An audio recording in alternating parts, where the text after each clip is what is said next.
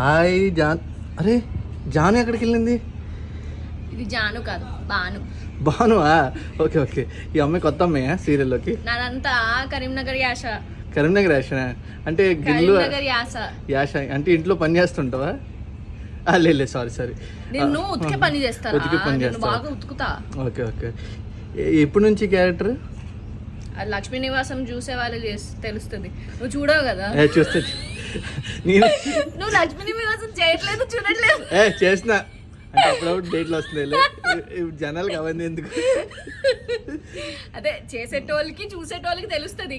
సరే సరే అయింది. ఎలా ఉంది క్యారెక్టర్ అయితే? బాగుంది, ఫన్ ఉంది. ఫన్ ఉందా? కొత్త యాంగిల్.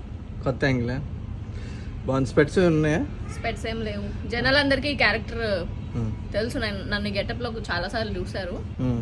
సో మళ్ళీ బాగా రిసీవ్ చేసుకున్నారు ఇలాంటి గెటప్ లోనే నన్ను ముందు.